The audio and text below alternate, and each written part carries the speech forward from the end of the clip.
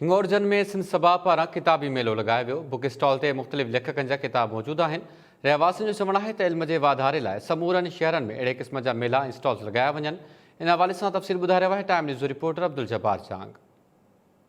हिंगोर शहर में जो सिंध सभा तरफा किताबी मेलो लगायो वियो आहे, जंहिंमें 20 खां 30 ऐं 60% जो किताबी मेले ते रियायत ॾिनी थी वञे। ऐं जो सिंध सभा के अॻवाननि ऐं ॿिया जेके आहिनि हिते किताबी मेले में ईंदड़ नौजवान नस्ल आहे, अचो त उन्हनि सां ॻाल्हि ॿोल कयूं। सिंध सभा फ़ैसिलो कयो त सिंध अंदरि ही जेका ज़हनी तलख़ी वधी वई आहे, माण्हुनि जे अंदरि ऐं माण्हुनि जे चेहरनि तां जेका मुर्क ख़तम थी वई आहे। डिस्ट्रिक्ट खैरपुर में, गंबट में, रानीपुर में अॼु असां हिंगोरजा में आहियूं ऐं हितां बि असांजा अॻिते खैरपुर जा ई 5, 8, 10 ॿिया शहर आहिनि जिते असीं वेंदासीं ऐं असीं सम्झूं था त माण्हुनि ताईं किताब रुॻो पहुचनि। सिंध सभा जो ही बेहतरीन प्रोग्राम आहे। ही किताबी मेलो लॻो आहे, तव्हां सभिनि जे साम्हूं आहे।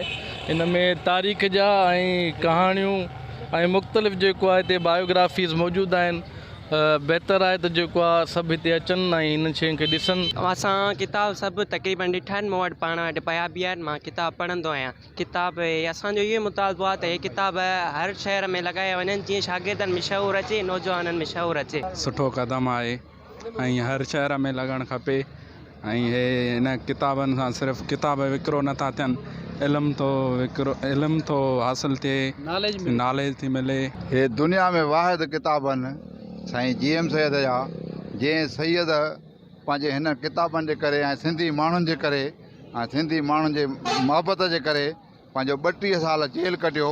बहितरीन किताबी मेलो साईं शहर हिंगोरजा में जेको सिंध सभा जे पारां हिते लॻायो आहे। तक़रीबन 3-4 ॾींहं इहो मेलो सजियल हूंदो ऐं नौजवान नस्ल लाइ उन्हनि जे मुस्तक़बिल लाइ किताब ज़रूरी आहे। किताब जो वॾो अहम किरदारु आहे। किताब तमामु हिकिड़ी बहितरीन शइ आहे ऐं हीअ जहालत ॾोहनि इन्हनि खां असांखे ऊंदहिनि खां कढी रोशनी में आणे थो ऐं हीअ असांखे हक़ीक़ी इंसान, अंदर जो इंसान जाॻाए असां में इंसानियत पैदा थो करे। हिन किताब पढ़ण सां जेको बि शागिर्द आहे उहो पढ़ंदो, उनखे उन मां वधीक लाभ हासिलु थींदो। हिन किताब जे पढ़ण सां इंसान माना इंसान थी निकिरंदो हिन किताबनि जे पढ़ण सां। कैमरामैन अब्दुल सत्तार चांग सां गॾु अब्दुल जब्बार चांग, टाइम न्यूज़, हिंगोरजा।